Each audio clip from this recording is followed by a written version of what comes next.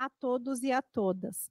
O 7º WLC 2022 é um evento financiado pela Fundação de Amparo à Pesquisa do Estado do Rio Grande do Sul, FAPERGS, e é o resultado de uma parceria entre as universidades Unicinos, por meio do GP do Unicino CNPq, coordenado pela professora doutora Eliane Schlemmer, e a Universidade La Salle, por meio do grupo de pesquisa COTED Unilassalle CNPq, coordenado por mim, professora Luciana Baques. Para a última atividade da jornada hoje, 2, trouxemos diálogos, tecnologias para a educação e educação para as tecnologias.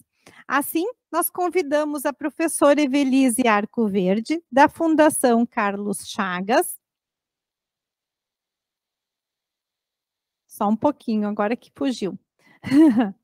Doutora em Educação, História, Política, Sociedade pela Pontifícia Universidade Católica de São Paulo. Atualmente é professora associada da Universidade Federal do Paraná.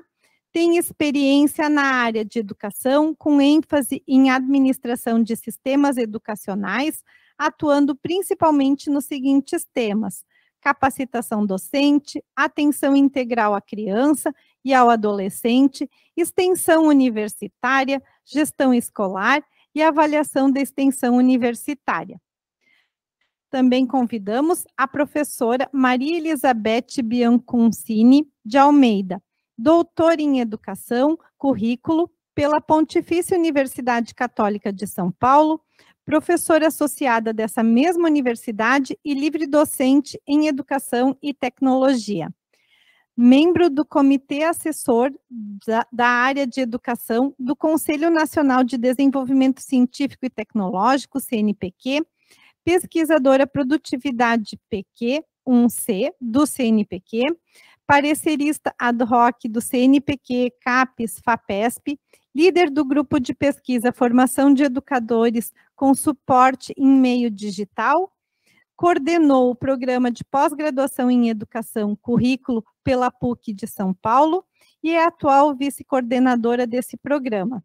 É vice-editora-chefe e membro do comitê editorial da revista E-Currículo Qualis 2A.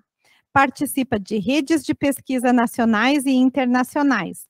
Tem experiência em educação e tecnologias, com pesquisas e publicações sobre currículo e tecnologia, educação à distância, tecnologias e formação de professores, web currículo, cultura digital e educação, narrativa digital, educação híbrida. Então, para esse super diálogo, a mediação será com as professoras Naide Carmen Gabriel, que vai se juntar a mim, e eu, que sou a professora, então, Luciana Baques. Para iniciarmos, então, essa nossa conversa, né?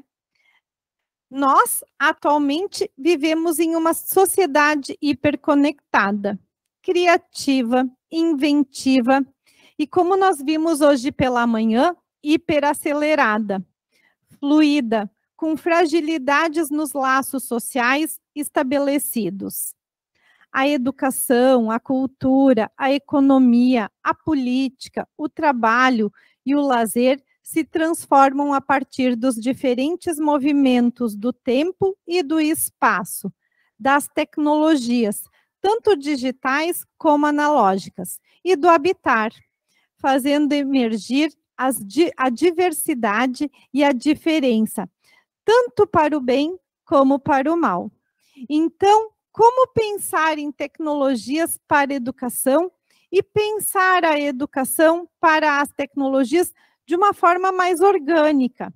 Como reconfiguramos esse nosso ecossistema que por muito tempo vem pedindo socorro?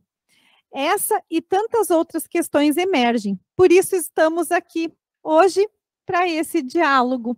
Então, eu convido, inicialmente, eu não sei se a professora Maria Elizabeth ou a professora Evelise, quem gostaria de conversar primeiro. Só para nós nos organizarmos também em relação aos aparatos tecnológicos, quando a pessoa quer fazer uma intervenção, e ela será muito bem-vinda, porque afinal é um diálogo, nós vamos pedir para usar o recurso da mãozinha do Meet, certo? E o pessoal aqui vai usar a mãozinha de verdade. Professora Evelise, pode ficar à vontade para começar, eu falo em seguida. Bem, eu vou só dar uma introdução, depois eu acho que eu passo para você e vou explicar por quê. Tá?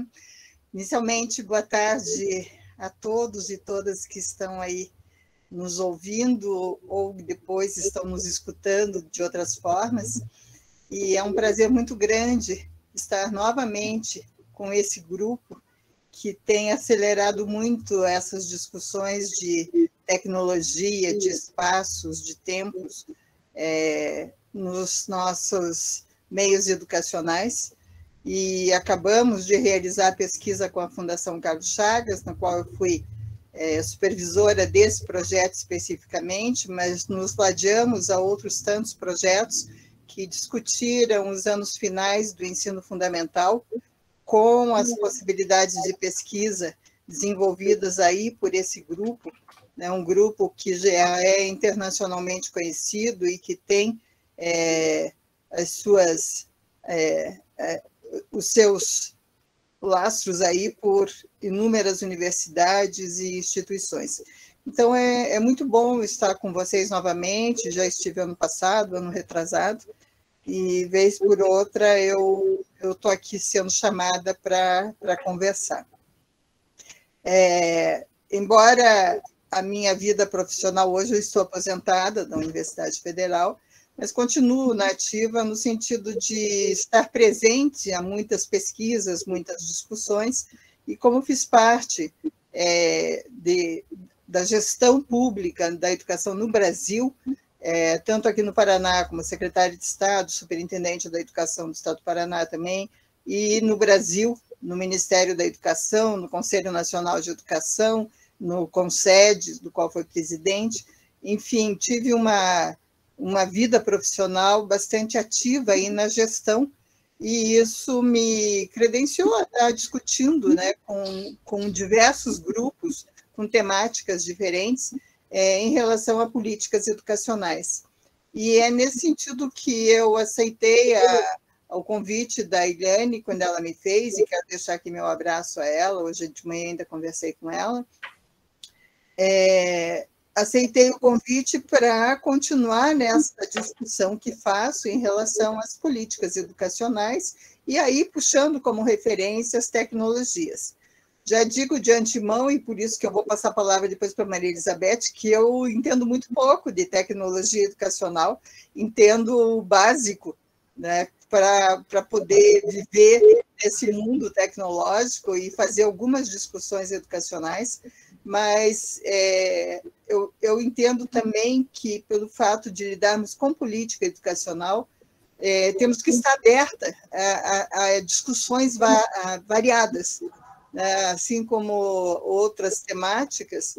Eu entendo que a tecnologia educacional precisa ter algumas referências para ser aportada de fato, né, para ser colocada de fato no cerne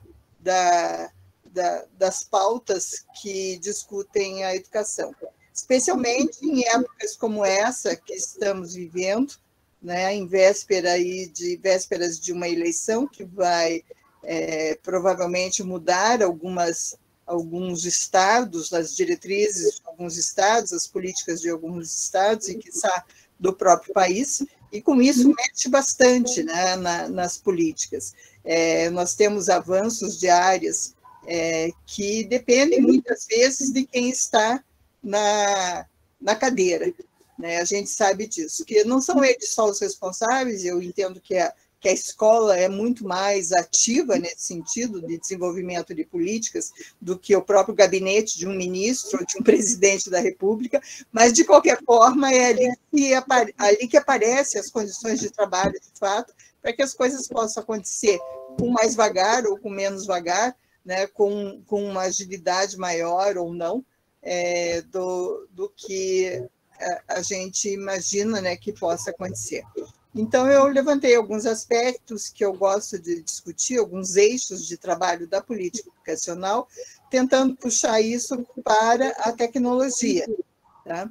Mas, para fazer essa discussão, eu gostaria, Maria Elizabeth, de te escutar, e já escutei um pouquinho sobre o que aconteceu no evento, para que a gente possa discutir a política, né, de como elaborar essa política, na medida daquilo que for, do que está sendo discutido, né, nesse momento. Tá? Então, eu vou trabalhar com eixos do planejamento, da gestão, da avaliação, vou trabalhar com o eixo da valorização dos profissionais da educação, vou trabalhar com o eixo das propostas pedagógicas e curriculares, e, por fim, ainda da infraestrutura, tudo isso vinculado com a tecnologia.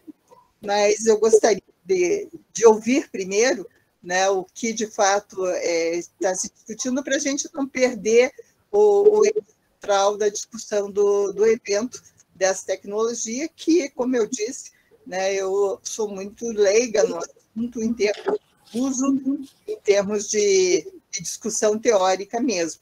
Né? Acompanho há muitos anos, por não me negar, não me furtar isso, mas não tenho uma prática acadêmica que me respalde para fazer uma fala sobre isso. Tá? Então, eu diria, para você falar, e depois eu volto para falar sobre esses itens da política, como é que a política educacional pode estar relacionada com as questões de tecnologia. Tá bem? Tá ótimo. Então, vamos lá. Tá bom, muito obrigada. Então, boa tarde a todos. É um prazer imenso atender ao convite deste evento, um evento já relevante no campo das tecnologias em educação, com, inclusive, professores na liderança que têm uma vasta experiência e produção acadêmica sobre a temática, além de muitos trabalhos mão na massa junto às escolas e outros setores do país. Portanto, é um prazer imenso, eu agradeço muito o convite para estar com vocês. Eu só queria reiterar alguma coisinha antes do que foi colocado do meu currículo, que acho que leram o meu perfil do CNPq. Então, eu queria destacar 2 elementos que eu acho que seriam fundamentais. Primeiro, que eu sou professora de matemática, minha formação de graduação é matemática, mas meu mestrado e doutorado foi em educação e currículo, sempre trabalhando com pesquisas e práticas de desenvolvimento de formação de professores relacionados a tecnologias em educação. E, por conta disso, com muitas assessorias que fiz a Ministério da Educação, até início dos anos... Na década atual, não mais, né? Enfim, na década atual, não mais. Até final da década de 2010, mais ou menos, né? Dos anos, aliás, 2010, no máximo 2015... e quando eu tive, inclusive, participação no Comitê da Área de Educação do CNPq, de 2014 a 2017. Depois disso, não participei mais das políticas públicas, ainda que tenha uma leitura crítica bastante grande sobre as políticas atuais e também sobre a forma como elas têm sido implementadas. Ainda que no Brasil as políticas de tecnologias em educação nunca se implementaram na totalidade dos seus objetivos, na atualidade isso é muito mais intenso. Mas não é esse o foco maior que eu darei à minha fala. Eu começo olhando as duas vertentes da própria temática dessa sessão, que tem tecnologias na educação e educação para as tecnologias. Lembrando que ambas envolvem diferentes áreas de conhecimento. Áreas de conhecimento que incorporam distintos modos de pesquisar e de desenvolver a prática pedagógica, envolvendo tecnologia, educação e comunicação, sobretudo. Essas vertentes elas se tornam muito mais complexas a partir da intensificação da cultura digital e com forte expansão devido à pandemia, portanto, forte expansão a partir de 2020, e que na atualidade a gente vive um paradoxo danado, porque o que vem das orientações da gestão de políticas públicas, tanto no que se refere à educação básica como ensino superior, esquece o período remoto. Acabou, a pandemia acabou, a gente sabe que não é verdade, né? Mas voltamos para o presencial e aí deixa de lado essa experiência do período remoto. E o que eu advogo é que nós temos que analisar essa experiência do período remoto para aprender a partir dela, aprender com os ganhos, aprender com os erros, e daí criarmos referências para continuarmos a nossa atuação num campo da educação que já passou por essa experiência e tem marcas muito fortes dela. Todos nós carregamos as marcas do que vivemos na pandemia. Consequentemente, nós temos que analisar e tirar lições daí para continuarmos, e não simplesmente passar uma borracha e esquecer tudo o que aconteceu. Bom, mas para isso é importante a gente entender um pouquinho dessa história, a perspectiva histórica no Brasil do trabalho com tecnologias na educação e educação para tecnologias. A princípio, entre os anos 1970 e 1980, tivemos aí algumas propostas de iniciativas políticas, ainda muito centradas em experimentos pilotos, em fomento a algumas universidades e algumas escolas que eram o campo dos projetos pilotos das universidades para estudarem mesmo como se constituía essa utilização do computador, que na época, quando se falava em tecnologias na educação, era o computador, não se falava em internet, nada disso. E tem vasta bibliografia sobre isso, mostrando que, fundamentalmente, existiam duas abordagens educacionais apoiando esse trabalho, que era a abordagem pautada pelo construcionismo ou pelo instrucionismo. Essas abordagens atribuem diferentes papéis ao computador, ao professor e ao aluno no trabalho com as tecnologias. E isso pode ser identificado em publicações e como resultado de pesquisa científica, como também relatos de prática, sobretudo apresentados em eventos. Bem, em seguida, o que nós temos na segunda metade da década de 90, sobretudo, mas já no início, os estudos começam a se intensificar, em especial no que se tratava da formação de professores e da prática pedagógica com as tecnologias, abarcando já, começando lá no meados da década de 90, a abarcar a internet, e aí se acentua um estudo sobre as dimensões sociais, culturais, semióticas, e as dimensões também das linguagens e da cultura, como já se observava a emergência da cultura digital. Bem, as políticas continuaram a caminhar também, e as políticas levaram, então, à criação de programas como o Proinfo, que depois tornou-se Proinfo integrado, porque finalmente se percebeu que não podia existir programas isolados como aqueles que o MEC fomentava, porque tinha TV Escola, tinha Proinfo, tinha Proformação, cada um tinha uma salinha lá no MEC e esses programas nem conversavam entre si. E quando isso acontecia, a ação, a prática chegava na escola para ser desenvolvida, era uma coisa muito louca, porque a escola não sabia como lidar com tantos programas totalmente dicotomizados. E foi aí que surgiu, então, o Proinfo integrado, no sentido de integrar esses diferentes programas e integrar mídias, tecnologias diferentes. Aí passou a ter um olhar mais voltado para esta convergência, ao mesmo tempo que os programas foram se tornando mais universalizados. Bom, acontece que, no princípio, a gente, lendo a literatura hoje, percebe que a tecnologia ela era muito tratada como ferramenta,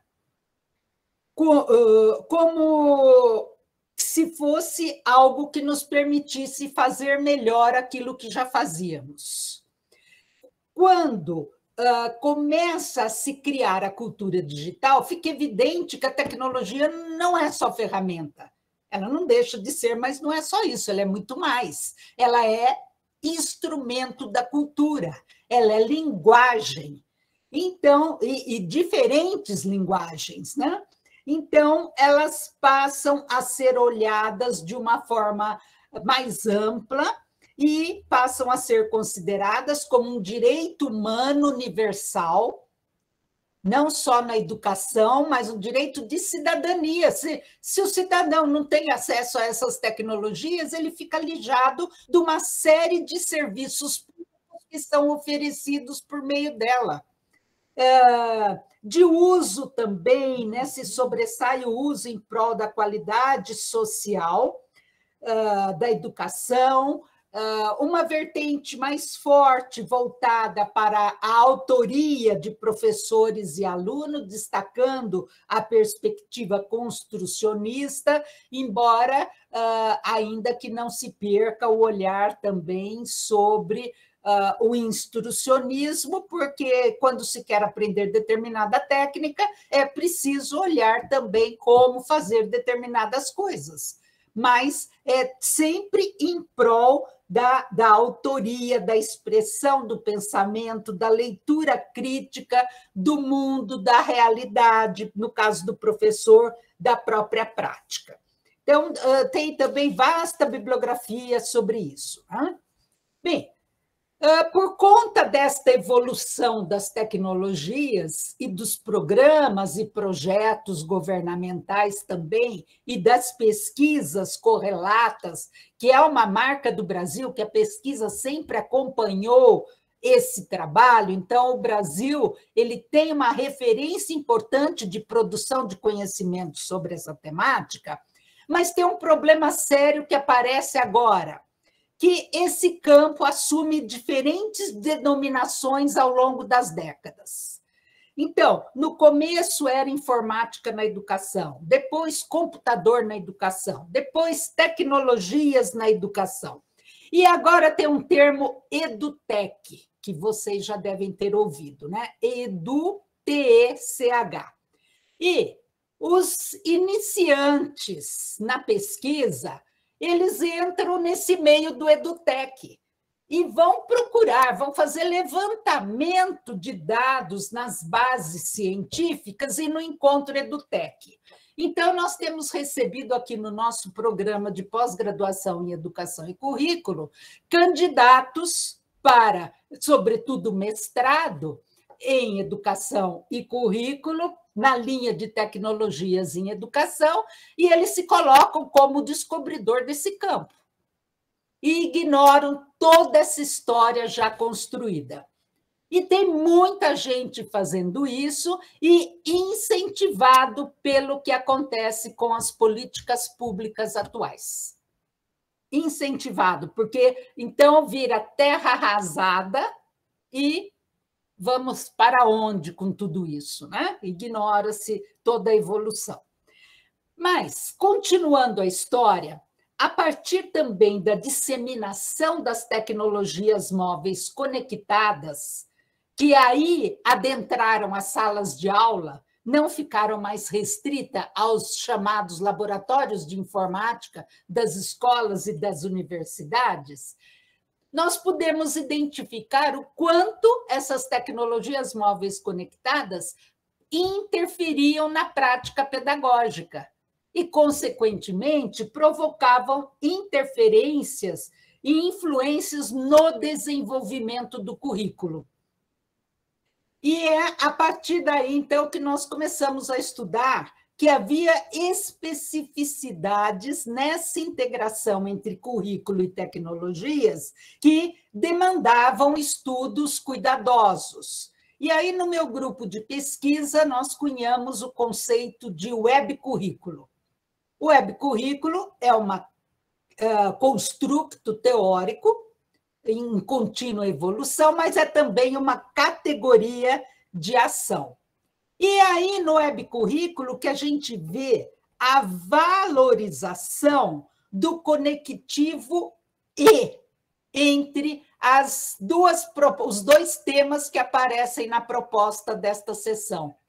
Então, é tecnologia na educação e na perspectiva de conectada, de integrada com educação para as tecnologias. Não se pode mais pensar em fazer educação para as tecnologias sem trabalhar com as tecnologias na educação. Então, o conectivo E aí é fundamental. E ele traz em si algo muito importante, muito valioso mesmo para nós, que é a relevância da integração, da convergência, que acentua e nos conclama a buscar compreender essa integração entre currículo e tecnologias. E aí eu quero fazer alguns destaques importantes também que aconteceram ao longo de todo esse desenvolvimento, de diversos pesquisadores, que nós, e acho que muitos daqui que nos ouvem tiveram o prazer de conhecer, como a professora Léa Fagundes, da Federal do Rio Grande do Sul, José Armando Valente, e muitos outros pensadores brasileiros, né, que vêm trabalhando neste campo e que se apoiam nas ideias do Seymour Papert, que foi pioneiro na proposta da abordagem construcionista relacionada ao uso de tecnologias. E, embora ele tenha desenvolvido suas ideias entre final da década de 1970, início de 1980, até início de 90, ele ainda tem algumas publicações, as ideias dele continuam a iluminar a prática pedagógica e a pesquisa com tecnologias.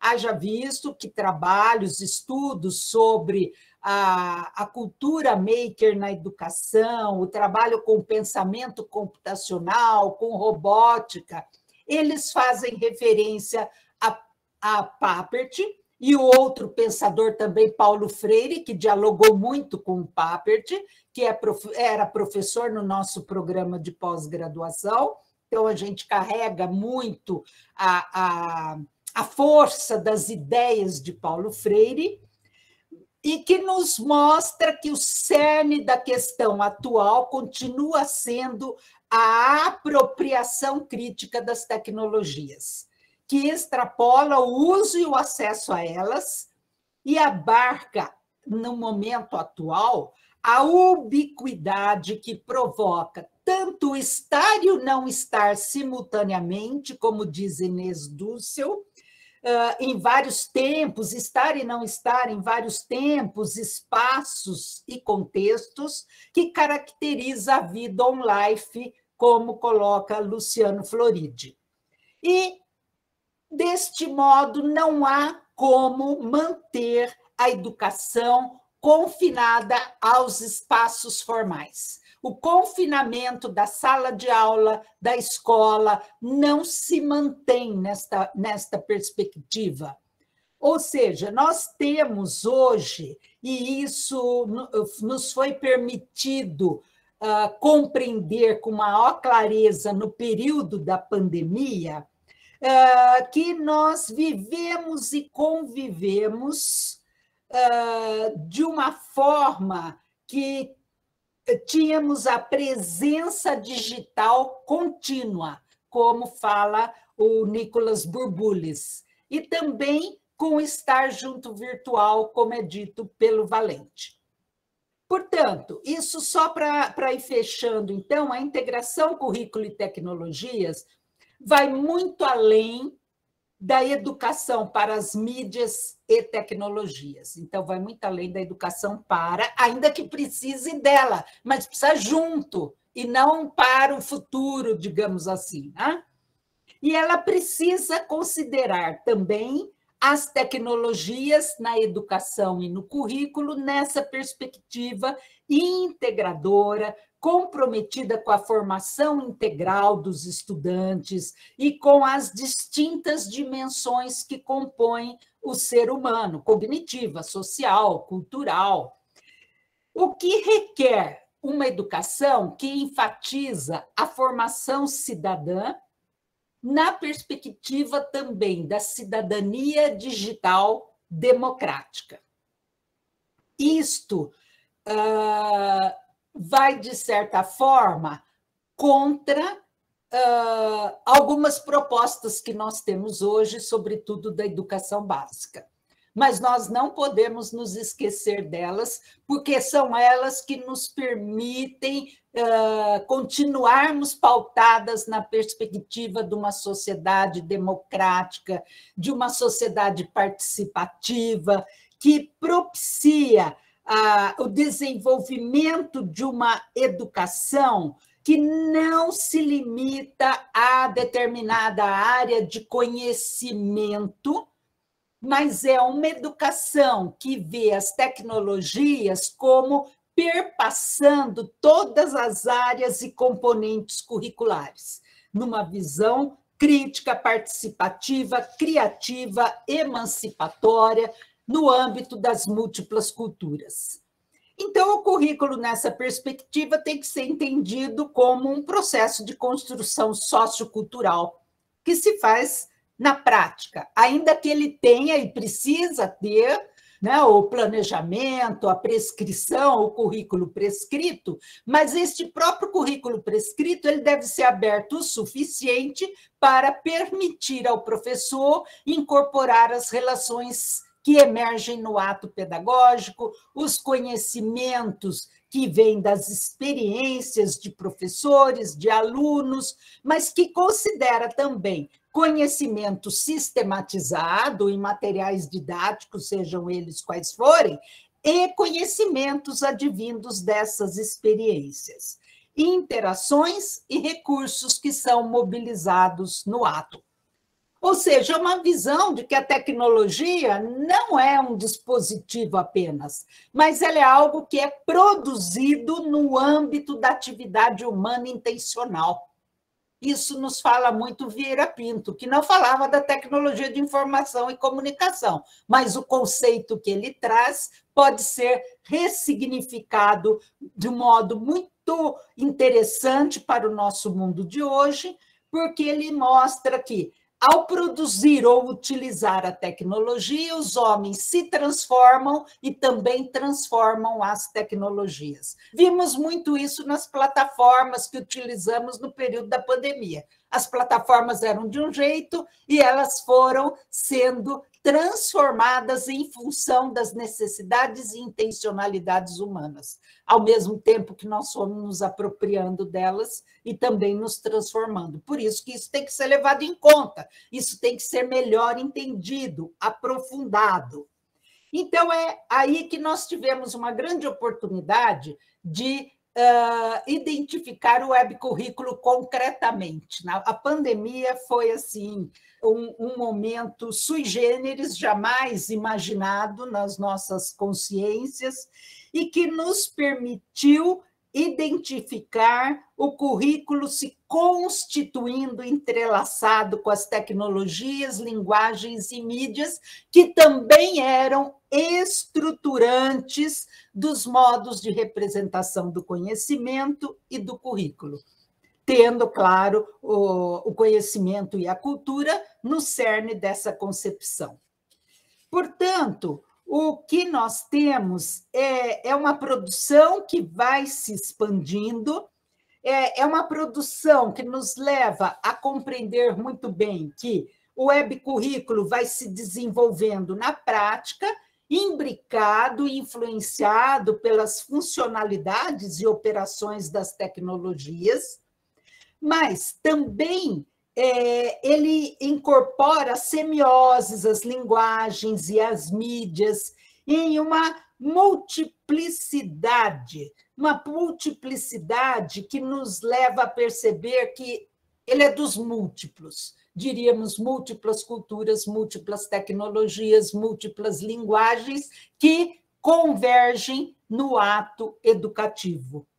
Então, ele vem sendo bastante trabalhado, nós conseguimos avançar muito trabalhando com isso, e temos aí um conjunto de identificadores que mostram o desdobramento deste conceito e muitas pesquisas sendo realizadas e já publicadas, não só aqui na PUC São Paulo, mas em diferentes grupos do Brasil. A Federal do Rio Grande do Sul tem pesquisa sobre isso, a Federal de Mato Grosso, a Unicamp, e algumas pesquisas também em Portugal. Tudo isso nos levou a olhar as políticas atuais, sobretudo a BNCC, que evolui no sentido de, pelo menos, trazer as tecnologias das áreas de conhecimento. Mas ela apresenta também uma série de conflitos. Por exemplo, na introdução, ela traz um conceito de tecnologia, mas as áreas de conhecimento não necessariamente incorporam esse conceito da introdução. Nos diferentes componentes curriculares, a tecnologia assume diferentes concepções e consequentemente, diferentes papéis, ou em algumas áreas ela nem está presente. Por outro lado, isso requer que na formação de professores seja necessário também trabalhar com esta perspectiva. Entretanto, a BNC de formação não contempla todos esses elementos. Mas, felizmente, essa BNC de formação de 2019, há poucas semanas, acho que há 2 semanas atrás, mais ou menos, ela foi suspensa de implantação, porque a implantação era 2023. E a formação de educadores estava, assim, num processo muito complicado, porque em 2015 eles implantaram as diretrizes curriculares nacionais. E agora eles teriam que implantar outra.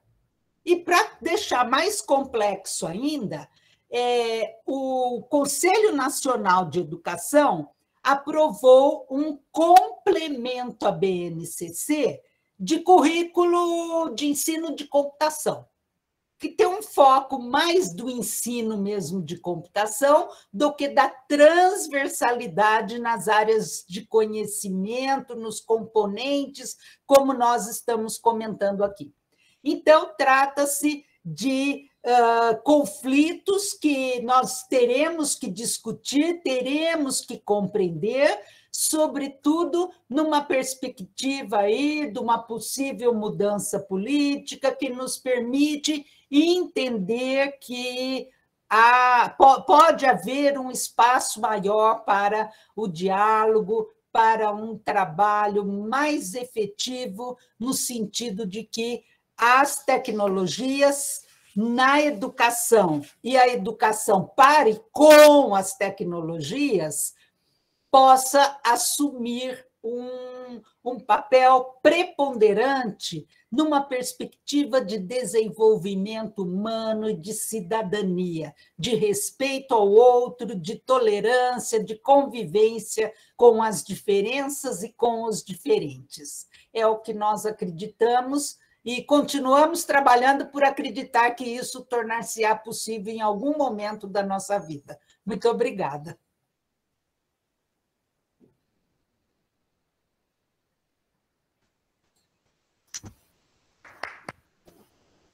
Convido, então, agora para o diálogo a professora Evelise. Certo. Bem, muito obrigada, Maria Elizabeth, pelas tuas contribuições. Achei fantástico as tuas análises e, ao mesmo tempo que nos traz um otimismo frente a todas essas discussões, traz esse grande desafio que vai ser para o Brasil, não só essa área, né? Se a gente pensar, a gente fala de um pedaço muito pequenininho de toda a realidade brasileira, mas que deve ser igualmente enfrentado, né? E nós, das universidades, que temos que, eu acho que, puxar esse carro e retomar nos trilhos aquilo que a gente perdeu ao longo da caminhada, ou não conseguindo fazer por impedimentos até da política, ou porque a nossa história é realmente complexa, não é tão simples, né, de ser resolvida. Eu me somo a você aí nessa análise da pandemia e muitas questões que você coloca nessa tua análise histórica. Entendo que é a análise que nós fazemos de todos os temas da educação, né? Passamos pela mesma situação de termos uma evolução nos últimos 40 anos, 30 e poucos anos, e perdermos muitos espaços por questões da nossa política educacional, que foi uma ausência quase que total de políticas sérias, né, para continuarmos o enfrentamento. E o pior de tudo foi termos a pandemia, né, que, se de um lado, de forma muito triste, né, nós perdemos quase 700 mil cidadãos brasileiros para essa doença, para esse vírus. O que nos deixa muito triste é uma situação muito pior até do que uma situação de guerra, né? Então, tivemos um caos muito grande em termos financeiros, em termos econômicos, e aí em termos de saúde, em termos ambientais, e na educação também, né? Então, a pandemia ela trouxe muita coisa ruim para o país, e eu entendo que um retrocesso muito grande para a educação, que talvez a gente ainda não tenha se dado conta do tamanho dos problemas que nós vamos enfrentar dada a pandemia, porque os números que começam a aparecer e a qualidade do que foi feito ou não foi feito nesse período trará consequências para uma geração inteira, né? Nós sabemos que a gente não pode recuperar esses 2 anos de pandemia em 2 anos, né, de ações efetivas. É muito complexo, nós temos números que voltaram, aí, especialmente da evasão e da qualidade do trabalho de formação dos nossos estudantes, que voltaram a 30, 40 anos atrás. né? Então, tem uma dificuldade muito grande. E, aliado a isso, nós temos problemas sociais muito fortes no país, como a fome. Então, os nossos alunos, né, que muitas vezes ficaram invisíveis, né, nesse processo da pandemia, saíram da escola e nós perdemos as referências, são alunos que estavam lá com fome e que estão ainda com fome, são um reflexo, né, de toda uma situação que foi colocada para o país e que estamos ainda assustados com tudo isso e buscando, né, as nossas forças para retomar e ainda ladeados, né, não só da fome, mas a gente escuta aí nos noticiários, por exemplo, a volta, o risco da poliomielite, né? Como é que nós podemos, né, atualmente, né, ter tido um retrocesso tão grande também nessa área de saúde dos nossos estudantes e dos nossos professores também. Mas também eu sempre procuro ver que a gente tem uma esperança, nós podemos ter otimismo em relação ao trabalho, e especialmente na área da educação, eu entendo que o avanço que fizemos, ou com as possibilidades que tivemos, foi essa corrida necessária às tecnologias, que podem até ter sido feitas muitas vezes, e foram, de formas equivocadas, porque as pessoas não sabiam como fazer, e tiveram que aprender na marra, em 1 mês, e 2 meses, e 1 ano, tentar ir atrás e fazer uso das tecnologias, colocar tecnologias na educação, e como educação na tecnologia, e pegando nós, professores, profissionais da educação, gestores da educação, sem uma qualificação para fazer esse trabalho. Que bom se cada um fosse uma Maria Elizabeth ali com as questões de tecnologia, mas não somos, né? Nós tínhamos professores que estavam preocupados com o transporte, com a alfabetização, com o uniforme, com o esporte, com o lazer, com a cultura, com a matemática, enfim, são temas igualmente importantes, mas eu vejo que a tecnologia teve esse espaço privilegiado na pandemia de ter aparecido e vindo à tona, ele subiu, né? Ele ficou assim, a nata realmente das discussões se colocaram com a tecnologia, nem sempre acompanhadas do devido processo de análise, de discussões, que só os especialistas mesmo já estavam com essa capacidade, e nem só os especialistas. Aí eu entendo a importância, e não estou puxando a sardinha aí para a nossa geração, mas eu vejo assim que, como a Elizabeth, nós temos uma história para contar, que nós vivemos ou que nós estudamos, né? E essa história nos permite colocar alguns dados que muitas vezes os mais novos não têm essa história ou não puderam estudar essa história da própria educação brasileira, de como é que se deu isso, né, com todos os problemas e com todas as suas, enfim, com a sua história, o que traz a própria história. E nesse sentido, então, eu acho que aparece aí o desafio atual,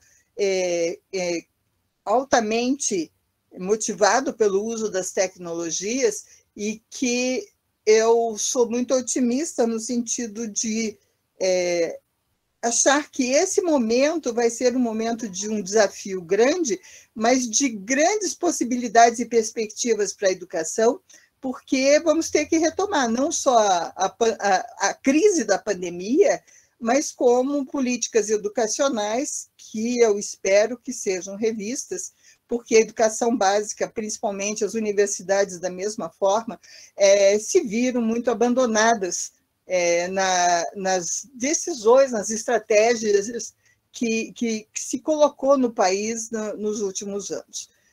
Temos temáticas discutidas, mas que eu entendo que são só periféricas, são só ideológicas, colocar escolas cívico-militares, ou discutir a questão da escola sem partido, ou discutir o homeschooling, São questões que eu acho que têm que ser discutidas, sim, trazidas à pauta, embora eu seja contra todas essas, mas eu estou disposta sempre a discutir o porquê, mas isso não é o cerne da educação brasileira.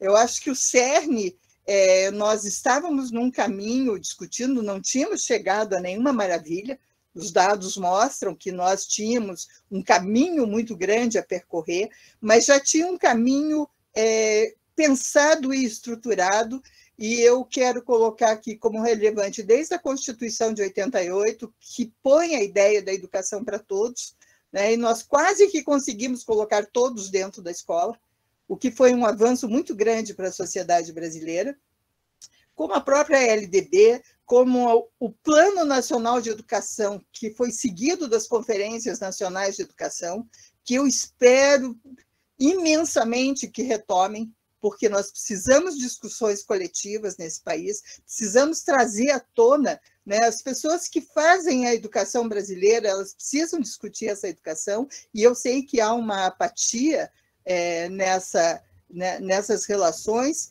causadas pelo próprio movimento da política e, quem sabe, até acentuada aí pela pandemia, que nos afastou muito desse coletivo e dessas discussões.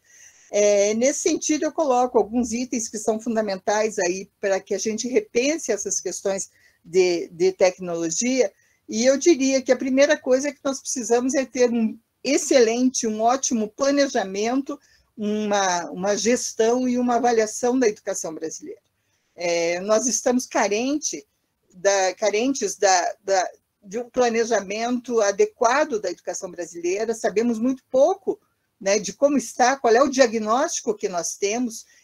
O primeiro diagnóstico, evidentemente, que a gente tem aí os dados do IDEB, que acabaram de ser divulgados e que são horrorosos, faz um retrocesso aí educacional, mas precisamos saber, sim, como que é o Brasil hoje em dia em termos educacionais, o que aconteceu com esse número grande de pessoas que entraram na universidade, para onde elas foram, né? Como é que está o mundo do trabalho, e não é só na educação, é a educação com as suas relações na sociedade, por exemplo, em relação ao mundo do trabalho, e esse planejamento precisa ser colocado na educação. Tenho visto muitos municípios aí que estão absolutamente perdidos em relação ao que fazer nesse momento.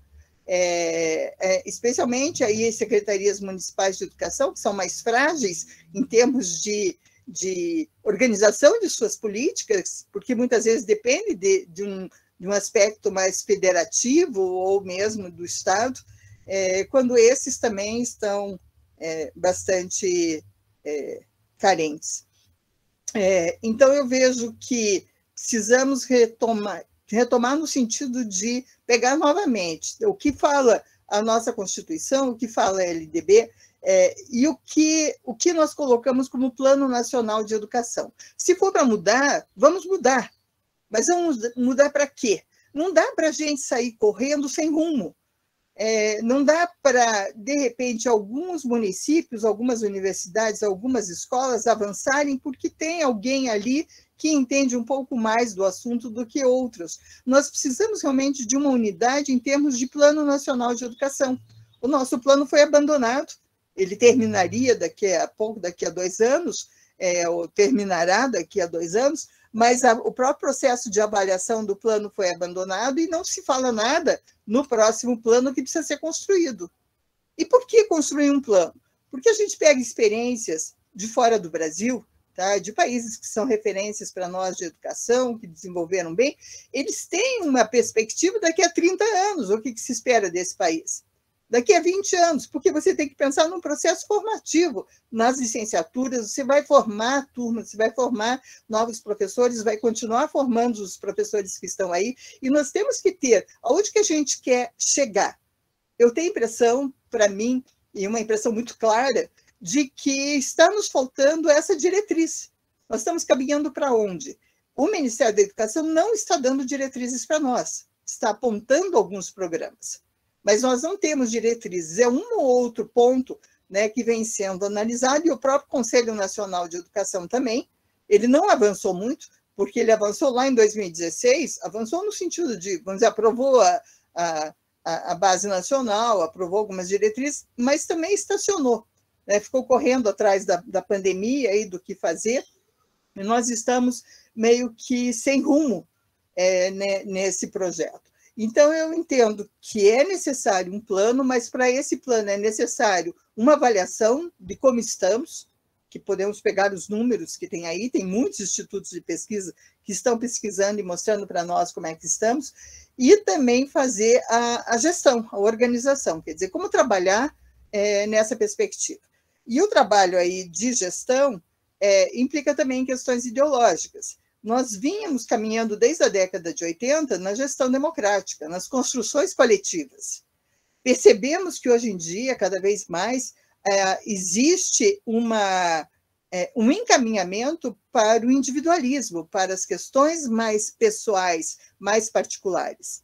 O coletivo ele não está sendo incentivado como era, né, conforme vinha a caminhada. Se essa perspectiva do trabalho coletivo for retomada, eu acho que a gente já sabe mais ou menos o caminho e pode acelerar. Se não vier, eu não sei muito bem como é que nós vamos resolver em termos individuais. Eu acho que aí vai ser um país esfacelado, né, sem um rumo que defina, né, qual é a perspectiva de formação educacional para o nosso país. Então, temos leis, precisamos desse diagnóstico com números, com dados, com resultados, e isso eu falo também não só na educação básica, mas no ensino superior. O ensino superior ficou muito abandonado, né, e nós temos aí um atrito que é público entre o Executivo Federal e as nossas universidades, tanto as federais quanto outras, né? Eu sou de uma federal e sei o que a gente passou dentro das federais, mas em relação ao próprio avanço da ciência, né, o avanço das inovações da tecnologia, a gente vê aí as dificuldades que tivemos nos últimos anos. Quando eu falo também nessas perspectivas educacionais, no sentido amplo de sistema, eu não deixo de pensar também na perspectiva da escola. E eu acho que, principalmente, esse evento, né, o WLC, que ele traz, eu acho que essa relação da universidade com a educação básica, mas especialmente nessa relação da escola com os universitários, com a academia, eu acho que é uma riqueza muito grande que a gente não pode estar deixando de ver a questão da escola, porque se em termos de política, de rede, de sistema, nós temos problemas aí, conforme eu estou colocando, dentro da escola, esses problemas também estão sendo refletidos, né? Nós temos também um problema de falta de trabalho coletivo dentro das escolas, até porque eles não estão sendo cobrados, os trabalhos como vinham sendo, né? A discussão de um PPP, a discussão dos projetos, a discussão curricular, ela não tem avançado como avançamos, e a questão da tecnologia ela tem que estar posta nesse meio, né? Tanto lá no sistema, nas políticas educacionais, como na escola. Quais são os elementos realmente que queremos nessa escola? Eu não quero me demorar muito, mas exatamente a gente voltar à ideia do controle coletivo e do próprio coletivo fazendo, né, essas propostas e reivindicando, eu entendo que é um caminho que a gente pode seguir, e a tecnologia ela está como ponta de discussão. Eu participei há pouco de uma discussão com a Fundação Carlos Chagas, e é impressionante como em todos os itens que nós discutimos a questão dos conteúdos, das áreas, da metodologia, a questão da tecnologia ela vinha dentro de cada um e nós colocamos como um eixo. Foi o 5º eixo que nós tínhamos, então ela é muito forte, essa discussão, e ela tem que estar posta, então, nesse planejamento, nessa gestão, nessa avaliação. Quando se faz a avaliação da tecnologia, e a tecnologia, nessa perspectiva exata que a Maria Elizabeth colocou, não é contar quantos computadores tem na escola, nem o domínio que cada um tem, mas é uma tecnologia como linguagem, né? Como é que hoje em dia essa linguagem está posta, e está posta dentro de um processo formativo, os nossos alunos entram lá na educação infantil e vão até o ensino médio, né, com a tecnologia permeando esse processo de formação deles. Formação de homem, formação de cidadão, de trabalhador, né, uma formação dele para o seu projeto de vida e que vai mudar o projeto de sociedade também. Eu entendo que a tecnologia educacional ela mexe com a sociedade no sentido de que vai alterar, sim, as relações lá de trabalho, vai alterar as relações de cidadania que temos, né? Desde as discussões aí dos usos dos espaços, da cultura e do uso do tempo, né? A tecnologia vem ajudar tudo isso. Enfim, quando eu falo aí nessa perspectiva 1, que é do planejamento, gestão e avaliação, eu estou falando da necessidade que temos urgente de retomada das políticas. E que, quiçá, esse momento que estamos vivendo da realidade brasileira, da realidade da política brasileira, ele possa permitir, né, que a gente insira essas grandes discussões para retomar a educação brasileira. Num segundo eixo que eu entendo como importante de ser abordado em relação às tecnologias e a outras discussões, é o eixo da valorização dos profissionais da educação.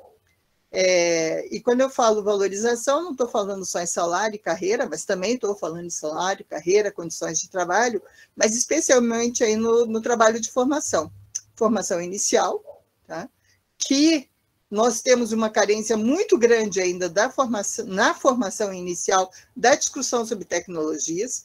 Por exemplo, esse histórico das tecnologias, como que hoje em dia a tecnologia educacional está sendo vista, ela tem que estar lá no curso de licenciatura, não só pedagogia, mas no curso de matemática, no curso de letras, de educação física, na de geografia. Então, essa discussão precisa estar lá. Primeiro que não tem nem a disciplina. Às vezes é uma disciplina eletiva, optativa, de tecnologia. E os alunos nem fazem porque acham que é uma disciplina que vai discutir lá o uso do computador, né?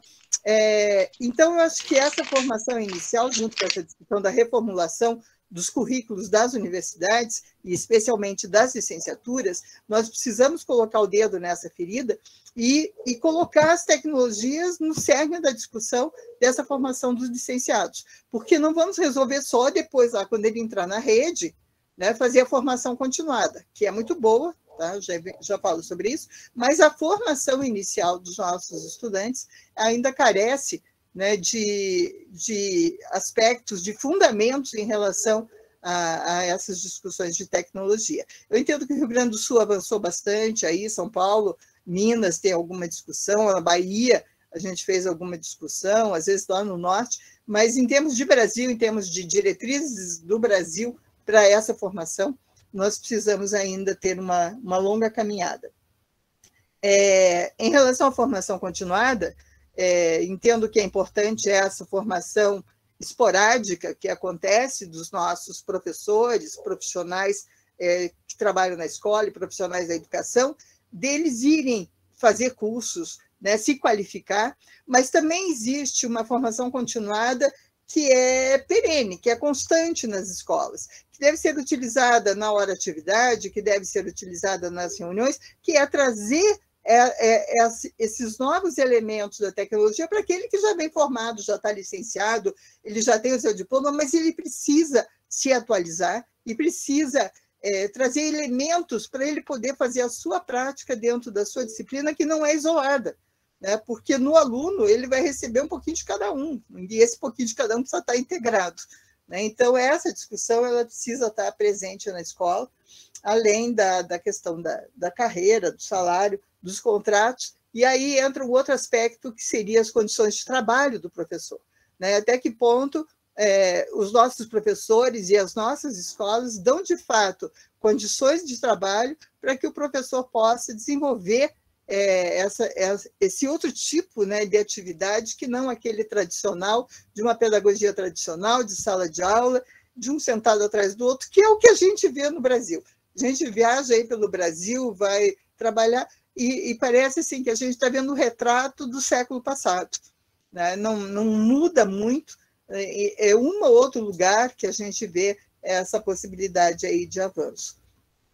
Um terceiro aspecto aí, para não me alongar muito, seria a proposta pedagógica, né, um terceiro item aí, um terceiro eixo de análise da discussão tecnológica.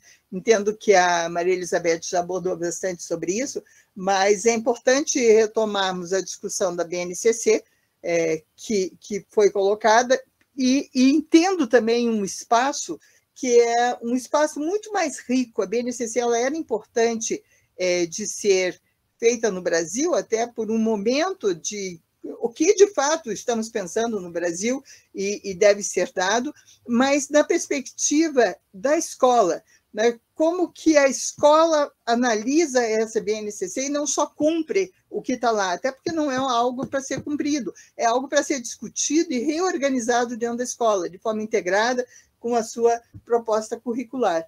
Então, o PPP da escola, que foi uma discussão que foi largada aí nos últimos tempos, ele tem a sua importância, porque é ali realmente que a gente vai discutir o processo formativo dos nossos alunos. E a questão da tecnologia educacional vai estar presente com todos os professores que trazem essa discussão de forma integrada e pensam o que eu quero realmente no processo de formação desses alunos. Então, eu acho que essa retomada, né, do trabalho coletivo da escola, não só do PPP, mas do plano de trabalho docente, né, que deriva desse PPP, para podermos chegar ao uso e à adequação aí da tecnologia, seria de grande importância. Para finalizar, e não menos importante, porque todos esses itens aí são integrados, vem a questão da infraestrutura, que, embora a gente não esteja discutindo aqui, e eu sempre me neguei a discutir dessa forma, embora o Paraná, que eu fui secretário de Educação e tivemos uma boa estrutura, e temos ainda, né, temos, felizmente, uma boa infraestrutura educacional, mas também não é lá essas coisas, não significa que esteja 100%, é um caminho. A gente precisa muito pensar qual é a tecnologia que nós queremos, né, que ambiente, que espaço, que tempo, que saberes são esses que são postos pela tecnologia e o que eu preciso para que isso ocorra dentro de uma escola. Né? Quando eu falo assim que a escola precisa romper, a sala de aula precisa romper o seu espaço, precisa trazer a comunidade para dentro da escola, e a escola para dentro da comunidade, rediscutir os seus horários, eu tenho que pensar na formação integral do meu aluno, que tipo de educação que eu quero, e o que é necessário. Não necessariamente, não preciso exatamente de computador, um computador por aluno, um computador, né, para a sala de aula, mas eu preciso de uma boa estrutura, não dá para ser. Eu acho que o projeto da Eliane aí em São Leopoldo, ele mostrou exatamente isso, em duas escolas que eram absolutamente escolas com uma vulnerabilidade muito grande, apresentando uma situação um ambiente muito pobre. Eles conseguiram fazer, com o uso da tecnologia, não mudar o ambiente, mas trazer as questões sociais para dentro da escola, colocar a escola para fora, né, dos seus muros, e isso eu entendo que foi um exemplo para o Brasil, o projeto, né? Eu me orgulho muito desse trabalho que foi apresentado e que ele pode trazer elementos não iguais, não para se repetir em outros municípios, acho que não é a ideia, mas o cerne da discussão, né, de se abrir, de se rediscutir essa escola com a possibilidade que foi ali da gamificação, mas que tem outras 1000 possibilidades, né, que foram mostradas, a biblioteca viva, enfim, o uso de outras linguagens para se colocar nesse tempo, né, diferente que estamos por aí. Enfim, eu queria encerrar dizendo que eu acho que esses elementos que eu trago talvez não sejam novidades, muitas vezes a gente começa a falar e eles são lembrados rapidamente, mas o óbvio nem sempre é óbvio, né? Então, nós temos aí toda uma legislação, temos toda uma estrutura de sistemas educacionais que foram postos no Brasil e que nós temos que tomar conta de novo, abraçar isso que foi construído, essa nossa história, para dar continuidade. Nós não podemos fazer o novo, inventar coisas novas a partir de agora, a ideia não é essa, a ideia é retomar uma caminhada para um processo de democratização. Eu entendo que é possível, não é fácil.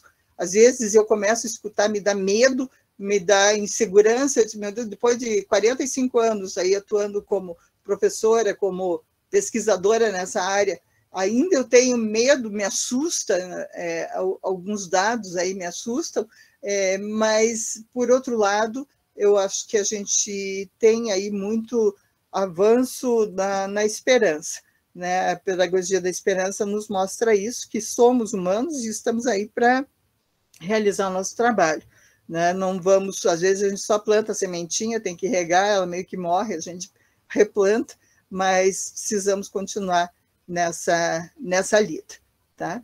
Por enquanto é só, eu vou abrir aí para as discussões, para o diálogo, que eu acho que tem muita gente que fala bem mais e melhor do que eu, tá? Eu agradeço por enquanto.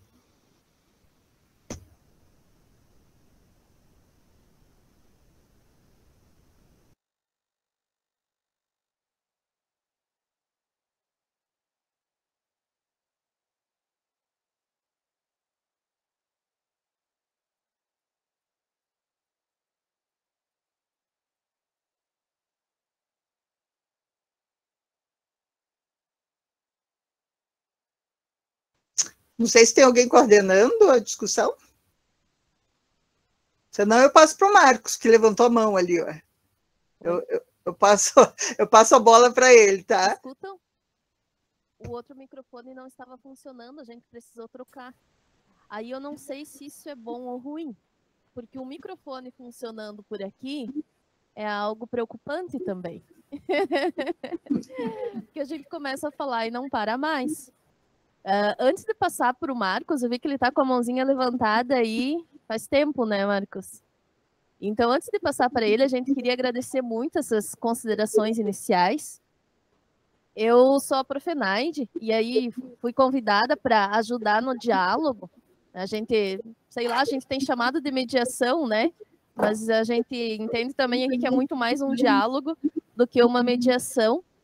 E para ajudar nesse diálogo, eu quero contar assim para vocês um pouquinho dessa história da docência. Eu escutei as profs falar da sua grande experiência na docência e na pesquisa, e eu não tenho tanto quanto as duas convidadas, mas também não tenho muito pouquinho, não. São 22 anos já na docência, no chão da escola, na educação básica. E aí, essas falas que as convidadas trouxeram vai fazendo a gente se mexer na cadeira, assim, e às vezes até dá borboletas na barriga, né? Com a preocupação que a gente sempre tem na escola e de tudo que a gente vem vendo e vem olhando e vem tratando. E algumas coisas eu coloquei das falas aqui, que eu acho interessante, assim, a gente retomar e quem sabe até as profs, depois até com a fala do Marcos, a gente poder conversar um pouquinho mais sobre isso. Que tentei aqui na minha cabeça fazendo uma articulação sobre o que ouvíamos até agora e fiquei me perguntando se a gente estava caminhando para essas construções democráticas e vivenciei muito isso, né? Até como pessoa sindicalizada desde sempre. A gente vinha desse momento de pensar no coletivo e entendendo que o coletivo era não a maioria, era o coletivo. Era entender que lá tinham coisas que não estavam bem resolvidas, mas que era o que o coletivo estava vendo naquele momento. E hoje eu vejo que não, as discussões são muito pela maioria, né? A gente vota, a maioria está feliz, né? Se um a mais está feliz, o coletivo se esquece, né? Mas se a gente vinha dessa construção, eu também entendo que é porque a democracia nos interessava naquele momento. E hoje olho para as nossas escolas e para a nossa sociedade como um todo e vejo a grande dificuldade que a gente tem de entender o que é um processo democrático e por N fatores, né? Muitos dos fatores, mas também entendendo que a democracia ela requer tempo. Ela precisa de tempo para ser discutida, para ser pensada, para ser dialogada.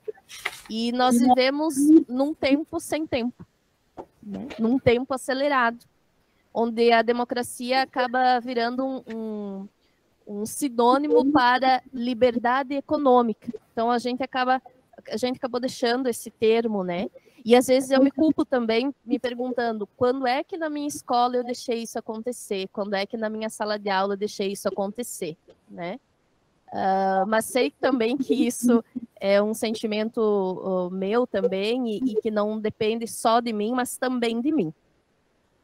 E aí, tenho também esse sentimento da necessidade de narrar a história da educação brasileira que as profs colocam e como ela, sim, ficou esquecida e também sobreposta por outras narrativas, que são narrativas nem tão sólidas assim e que transformam, que foram transformadas as opiniões em argumentos que perpassam como válidos na educação, né?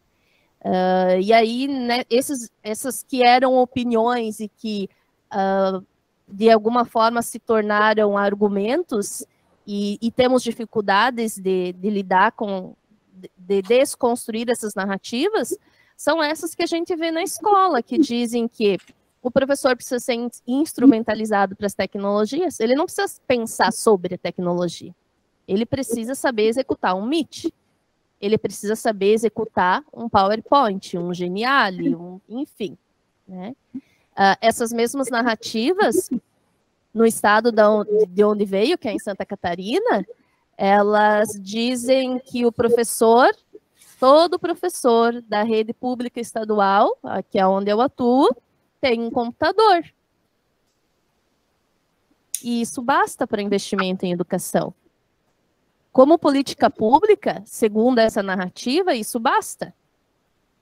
Não interessa se esse professor, no dia 20 de dezembro, quando acabar o contrato dele, que somos 70% em contrato temporário, vai ter que devolver esse computador está incomodado na mão do professor. Aí esse professor, ele não usa esse computador, porque ele tem medo de devolver isso e está estragado esse computador e ele tem que pagar esse computador ainda, né? Então, são questões que eu vou trazendo aqui também na minha vivência e que, enquanto as falas das convidadas foram, enquanto foi surgindo, isso foi me causando dúvidas, né? Como, por exemplo, uma cena que eu presenciei que estávamos reivindicando um laboratório, né? Aquela ladainha de escola, né? Aquele chororô. E aí, de repente, veio. Será inaugurado tal dia, né, na escola tal, vieram os computadores todos, né? A gente fez a muvuca com a comunidade, os professores todos muito felizes, né? Noticiou, todo mundo noticiou, jornal, todas as redes sociais. 2 dias depois, eles recolheram todos os computadores. Para onde foram esses computadores, a gente não sabe. É uma incógnita. Então, além da gente discutir a questão da instrumentalização, né, que é algo que nos tem barrado muito, desenvolver as pedagogias plurais, que a gente tanto fala, e as metodologias inventivas, que contribuem muito hoje para o nosso trabalho, e também para repensar de forma crítica essas tecnologias, a gente também precisa olhar para esse professor, para essa escola, né, como vocês bem colocaram aqui, de alunos que passam fome, de pais e mães que não conseguem acompanhar a vida escolar dos seus filhos, mas olham na televisão um comercial dizendo que a família tem que acompanhar, existe um dia da família na escola, né? E aí a gente fica pensando assim, nossa, mas essa família ela não está no dia a dia, que dirá nesse dia da família, né? Então, eu acho que é bem importante esse diálogo que a gente está tratando aqui nesse sentido, e gostaria de escutar mais um pouquinho das nossas convidadas sobre o papel da escola nesse considerando esses desafios da educação para as novas tecnologias, mas que a gente também consiga garantir ou proporcionar, eu acho que seria a melhor palavra, esse resgate histórico do que éramos e das lutas que travamos no passado e que hoje estão à berlinda. Então, gostaria que vocês falassem um pouquinho mais, mas antes vamos deixar o Marcos falar, que ele deve estar cansado, ainda bem que a mão é virtual, né? Daí não cansa tanto. Eita. Boa tarde, pessoal. Sou o Marcos Frazão, tá? Eu sou coordenador de tecnologia educacional do Colégio Diocesano Teresina, Piauí. Tá? Eu estava escutando a professora Evelise e alguns pontos que ela falaste me trouxe um pouquinho da realidade que eu tive, né, aqui na escola. Tipo, a tecnologia educacional, ela não era, assim, muito bem vista até chegar a pandemia. A pandemia trouxe a tecnologia educacional como um fator essencial para que a escola pudesse estar funcionando, gerenciando aquela tecnologia para aquele contexto, né? E quando chegou a pandemia, bem sincero com vocês, a gente tinha um recurso aqui na escola que estava quase ficando obsoleto, porque ninguém utilizava. E chegou o processo de pandemia, tivemos que utilizar esse recurso, e foi um alvoroço, porque eu tive que fazer milhões de tutoriais, milhões de gravações de vídeos para ensinar docentes a ter um domínio à ferramenta, né? Eu fiz um monte de tutoriais para poder utilizar a ferramenta. E uma coisa que eu achei interessante foi a Glaucia que falou que, apesar da pandemia ter alavancado o setor, né, tecnológico, essa ferramenta que antes era pouco utilizada, com o retorno das aulas presenciais, perdeu-se um pouco do foco da utilização, porque eu não sei se vocês conhecem, mas a ferramenta que eu estou falando, pessoal, é do Moodle, né? A gente utiliza o Moodle e a ferramenta era um pouco utilizada pelos professores, pelos alunos. E, enfim, quando a gente retornou às atividades, eu estou até criando um projeto para a gente alavancar o uso da ferramenta, porque é uma ferramenta cara para a escola, é um universo, né, bem distinto. E muitos professores também aderiram à tecnologia, né? Muitos foram atrás de como gravar um vídeo, pesquisando novas ferramentas, novos modelos de aulas, né? Para adequar ao seu contexto. E vendo aqui a fala que estava falando, só que estava aqui na conta do Maurício, né?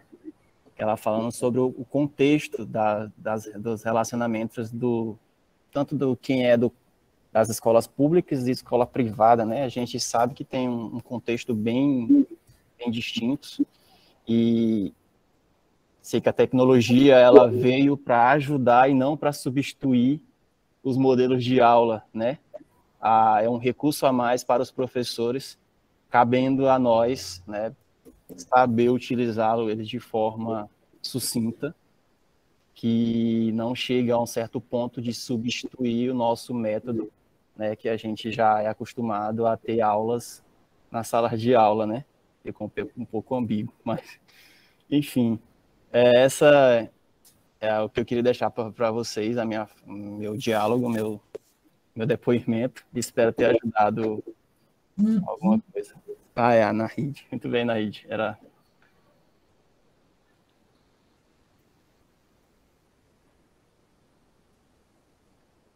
Profs, me escutam? Sim? Sim. Então, vamos conversar um pouquinho sobre isso que o Marcos trouxe, esses elementos bem importantes também. E sinalizo ainda nessa fala do Marcos que sempre teve alguém na escola que a gente teve que recorrer para fazer tutorial para a gente, né? Graças a Deus tiveram milhões de Marcos nas nossas escolas, não é verdade? E sinalizo que isso aponta para uma dificuldade que a gente também tem enquanto docente, né? As coisas vão chegando na escola e a gente precisa, de uma hora para outra, se reorganizar, né? Além de todas as reorganizações da vida cotidiana, do cuidado com filhos, com os nossos familiares, enfim, considerando o contexto pandêmico, né? Além de tudo isso, uma reorganização das nossas estruturas para poder se conectar com o nosso aluno, para poder, pelo menos, tentar não perder o vínculo com ele, que na maioria dos casos, a gente sabe que foi isso que aconteceu, né? Então, se as professoras pudessem, não sei se a Prof. Evelise ou a Prof. Maria Elizabeth quer começar, pudesse conversar um pouquinho mais conosco sobre isso. Posso falar? Quer falar, Evelise? Pode falar, depois eu falo. Fique à vontade. Então, tá bom. É bom porque depois você me corrige. Eu estou pensando aqui algumas coisas, sabe? Acho muito interessante a gente, nessas discussões, por isso que eu gosto de abrir o debate aqui. Eu me lembro, há muitos anos atrás, eu tinha alunos estagiários, e aí eu perguntava para eles o que eles iam, com o que eles iam trabalhar na escola. E eu estava me referindo ao processo de formação dos alunos, ao conteúdo. E meus alunos diziam assim, uma das alunas virava e dizia assim: eu quero no meu estágio trabalhar com dramatização. Mas não era dramatização, teoria. Eu queria saber o conteúdo. E ela me dizia que ela queria utilizar como estratégia a dramatização, um jogo simbólico lá com os estudantes. Eu dizia, não, primeiro você tem que saber que conteúdo que você vai trabalhar. E o conteúdo que vai te direcionar ao uso da metodologia e, assim, também entendo o uso da tecnologia. E eu conto isso porque me preocupa, e tem uma questão aqui no Paraná que está sendo muito debatida, especialmente aí na época das eleições, mas independente da questão eleitoral, uma questão pedagógica para se discutir, que é a substituição da tecnologia pelo professor. Tá? E, às vezes, até, não é teu caso, Marcos, mas eu depois queria até escutar um pouco da Maria Elizabeth, que tem mais cancha nessa área, a discussão desses tutoriais, que muitas vezes a gente ensina a técnica, mas o professor, ele pouco cria dele, ele mesmo se colocando, ou colocando os elementos que seriam importantes do seu trabalho, da sua área de trabalho, que vai ser importante para o aluno, como é que ele trabalha isso, ou ele é só um mero instrutor, tá? Ou ele só ensina a fazer, ensina em cima daquilo que ensinaram ele a fazer. Eu entendo muito maior do que isso. Eu sempre valorizei muito o professor como um ser pensante, tá? Uma pessoa que tem autonomia intelectual, deveria ter autonomia intelectual para desenvolver o trabalho de acordo com o que ele está vendo de sua realidade. Então, não é o fato de eu ter um computador ou de eu ter uma televisão ou uma ferramenta qualquer aí tecnológica, ou uma biblioteca, que vai me direcionar o trabalho educacional que eu tenho que fazer. Eu tenho que pensar inicialmente o que eu quero que o meu aluno aprenda, tá? E como é que eu vou ensinar isso. E aí sim, quais são os elementos que eu tenho, e a tecnologia está permeando isso, quer dizer, não vai ser porque eu tenho um aparelho de multimídia que eu vou ter que utilizar esse aparelho de multimídia e, às vezes, até inventar um conteúdo para caber ali dentro dessa proposta. Aconteceu muito isso em termos de metodologia de trabalho, assim como das tecnologias, né? Então, a metodologia de projeto, ou então, sabe quando a gente discutia, não sei se é da época de vocês isso, mas discutia, esse mês nós vamos discutir a primavera. Aí a professora de matemática dizia assim, quanto que são 3 margaridas mais 4 rosas? Porque era a primavera. Então, você perde, muitas vezes, a noção do conteúdo, daquilo que a gente precisa trabalhar com os alunos, com a tecnologia e com a metodologia. Então, eu vejo assim que a gente tem que retomar no país alguns aspectos fundamentais sobre a escola, o trabalho da escola, o valor da escola, o que a escola tem que trabalhar, qual é o objetivo que nós temos nessa escola. Não é só trazer a tecnologia ou trazer novos métodos ou projetos, mas, enfim, eu quero um aluno resultado disso tudo, que a tecnologia permeou esse processo, mas não é ele o fim, não é a tecnologia o fim, ela é meio, né? Isso já foi muito dito, eu não queria ficar me repetindo nisso.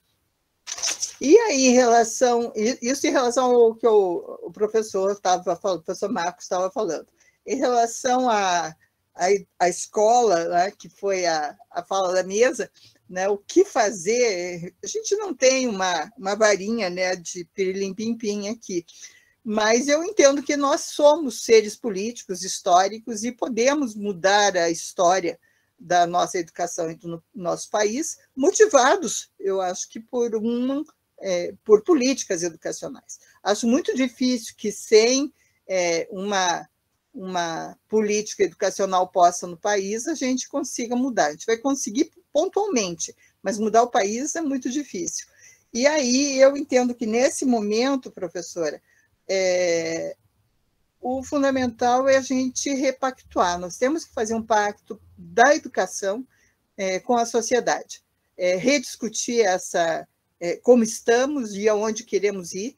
E eu acho que o caminho a gente aprendeu a fazer já nas conferências nacionais, aprendemos com os erros, com os acertos, não vamos fazer a mesma coisa que fizemos lá em 2010 ou 2014, nas conferências nas CONAIs, nas conferências nacionais, conferências estaduais e municipais, porque tiveram alguns erros, mas a gente acerta o caminho, tá? E continua nessa perspectiva de refazer um planejamento da educação para o Brasil, pegando quais são os principais aspectos, vai ser de pouquinho em pouquinho, não vai dar para resolver tudo, mas eu acho que dentro de algumas coisas que já ficaram muito claras para nós, por exemplo, a discussão, a Maria Elizabeth pegou isso, da educação integral. Tá? Nós queremos uma formação integral para os nossos alunos, nós não queremos um aluno facetado em 1000 pedacinhos, né? Isso já está posto, e também não é aquele espaço fechado de sala de aula, é um espaço aberto, nós queremos discutir com a comunidade. Enfim, algumas coisas nós já avançamos e acho que não tem retorno. Outras nós vamos ter que retomar passo a passo e discutindo daquilo que é mais prioritário para aquilo que não é tão essencial nesse momento. Tá? Eu acho que eu fico por aqui, por enquanto, dá espaço para a Elizabeth.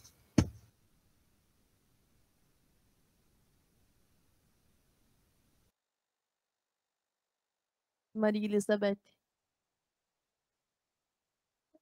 Isso, libera o teu microfone. Desculpa, eu tinha esquecido. Muito obrigada pela sua questão, Marcos, pela fala da Ivanise tão significativa, e acho que nós temos aí muito assunto para continuarmos, né, a discutir por muito tempo, não temos esse tempo, então eu vou tentar sintetizar. Bem, em primeiro lugar, que a pandemia nos mostrou assim diferentes situações. A primeira coisa que salta aos olhos é o quanto ela explicitou e acentuou as desigualdades que já existiam e muitas vezes as pessoas não se incomodavam com ela. Né? Desigualdades de diferentes natureza, desigualdades na saúde, acesso à saúde, desigualdades educacionais, sociais, econômicas. Tudo isso foi acentuado, mas ficou muito evidente, mexeu com todo mundo. Nunca teve tanta ação de voluntariado por conta disso. Avós ajudando as crianças, pais e mães fazendo o papel do professor e reconhecendo que eles não davam conta e revalorizando o professor.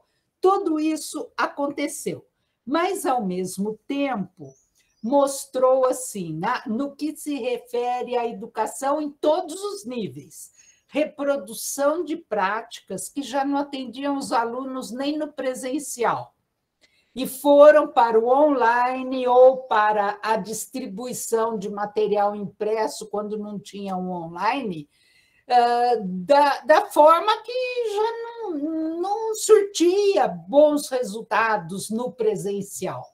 Portanto, tudo isso requereu muito apoio, e os professores, eu digo que foram as maiores vítimas dessa situação, né? Porque no princípio não tinha nem apoio a eles. Então, eles saíram correndo por aí, tentando fazer curso disso, daquilo, daquele outro. Não é em todo lugar que tinha Marcos Frazão fazendo tutorial para ajudar o professor, né? Mas ainda que, inclusive, muitas empresas entraram, a princípio, produzindo também esses materiais gratuitamente. Agora estão vendendo por valores caríssimos e vendendo como solução para a educação. Mas, naquele momento, ocorreram, né? Por outro lado, o que nós vimos muito fortemente no ensino superior foram contradições muito fortes. Algumas instituições, sobretudo públicas, suspenderam o período letivo. As privadas não podiam suspender, porque se suspendesse, o aluno pararia de pagar, a instituição se tornaria inviável. Então, continuaram, a princípio com muitas dificuldades, mas muitas delas se reestruturaram, ofereceram cursos para professores, curso para estudantes, e cursos de diferentes ênfases, tanto de domínio tecnológico, como também relacionado com metodologias mais adequadas.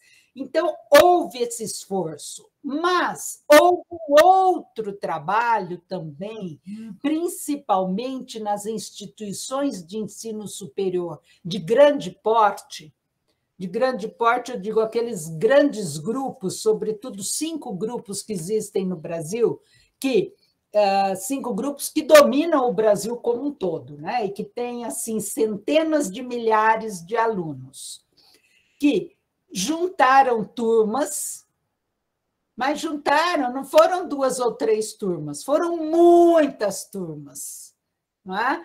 Despediram professores que recebiam a mensagem de despedida, quando clicava para entrar na plataforma, tinha um pop-up dizendo que ele estava despedido. Aqui em São Paulo tem várias dessas. E, a partir daí, vieram com esta proposta intensificada do ensino massificado, que já era praticado, mas ele se tornou numa escala muito maior, muito mais lucrativa. E agora, quando vem a proposta do ensino híbrido, que eu não sou contra o ensino híbrido, mas o ensino híbrido não é distribuição de informações iguais para todo mundo o tempo todo. Não é isso. O que estão pressionando para que aconteça é assim, a liberação geral, que tudo vale, pode fazer qualquer coisa, cada um pode fazer do jeito que quiser. Ou seja, é realmente um problema muito sério, sobretudo no que tange à educação online ou né, ao ensino híbrido, inclusive com robôs para responder aos alunos, para corrigir as provas e tudo mais. E mais, né, o professor dá uma aula, ele recebe uma vez por aquela aula é gravada e é reproduzida infinitamente. O professor é até despedido, tudo mais, e a aula dele continua rodando Brasil afora. É isso que nós temos. Mas, em contradição a tudo isso, nós temos também aprendizados do ensino contextualizado, crítico, do ensino solidário, que se pauta pelo diálogo com o aluno, que considera a realidade do aluno e que a aula ela é construída junto com os alunos no próprio ato educativo. O professor tem que ter um planejamento, o aluno tem que ter clareza do que está previsto naquela aula para ele vir preparado para participar desse ato educativo. E isso também aparece já na literatura.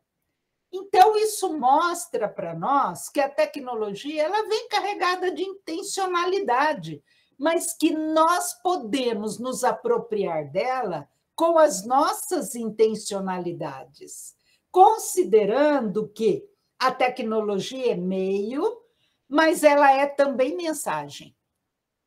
Ou seja, a tecnologia é forma, como eu falei para vocês, ela é estruturante do nosso pensamento, das representações, das comunicações, da produção de conhecimento, mas ela é também conteúdo, porque ela interfere nessas relações.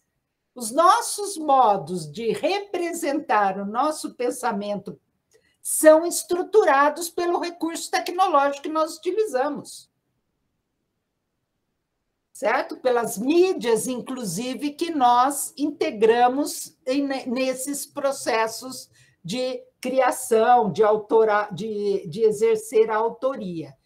Então, são essas compreensões que podem nos ajudar a defender, e isso eu falo me referindo a todos os níveis de educação, que ela pode ser um meio para nos ajudar neste processo de repactuação da educação, para que nós possamos compreender, sim, o que fizemos, o que vivemos nesta pandemia, o que ela nos deixa de legado para traçarmos os rumos, que são rumos definidos por meio de um pacto, que é um pacto muito difícil de ser feito nesse país, com tanta desigualdade e com tanto pensamento diverso,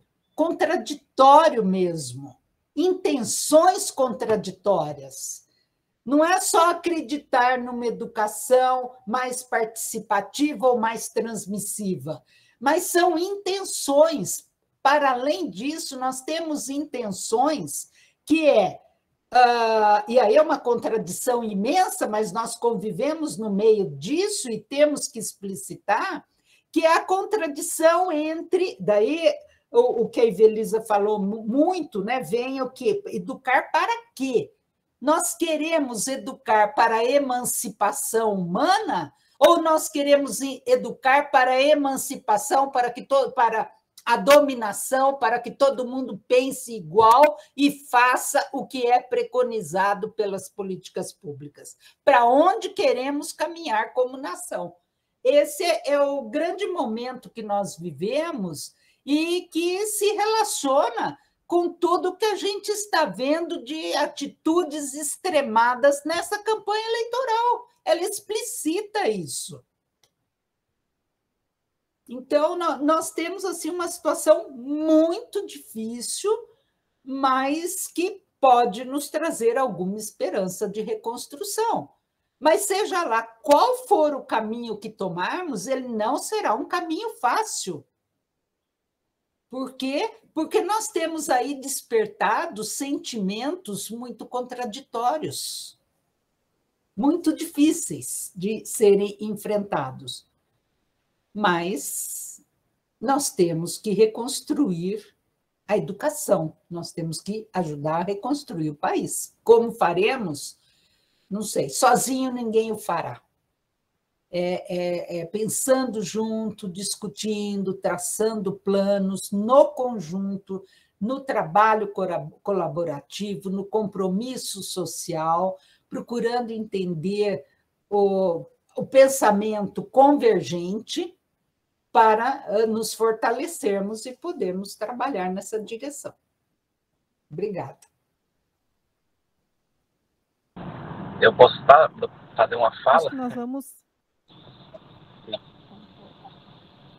Então, Tá. Nós estamos já adiantada no horário. Eu só gostaria de destacar que, sim, eu acho que a educação ela se construiu de uma forma muito criativa, muito inventiva durante a pandemia. Vejo também que nesse esforço todo, que tanto profissionais da educação básica quanto profissionais da universidade estão desgastados, estão cansados, estão sozinhos, porque foi assim que a gente passou por essa pandemia, né? Quando veio a diretriz do ensino remoto emergencial, era um parágrafo.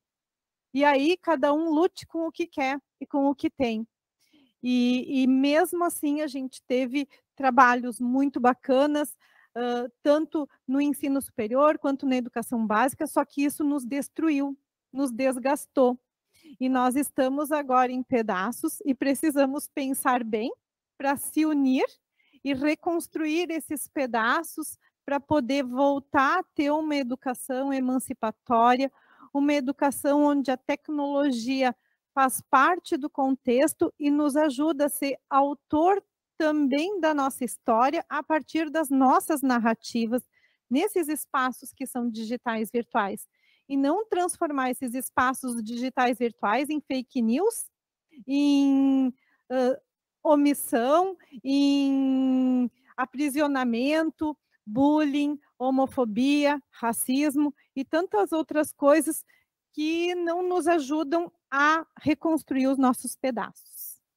Eu quero agradecer, nós vamos encerrar, eu imagino que teria pessoas que gostariam de dialogar mais, porque esse espaço de diálogo, que também foi bem reduzido, né? Nós precisamos recuperar e eles são importantes, mas o tempo nos limita às vezes. Eu gostaria de agradecer imensamente as professoras doutoras Evelise e Maria Elizabeth por esse diálogo, que, além de tudo, é complexo, significativo e emergente. E, em especial, também quero agradecer a todos e a todas que realizaram essa segunda jornada conosco no dia de hoje. Lembramos que a jornada 3 está prevista para o dia 27/10, com muito mais. Então, até lá e espero revê-los. Um grande abraço e muito obrigada. A gente abana para lá.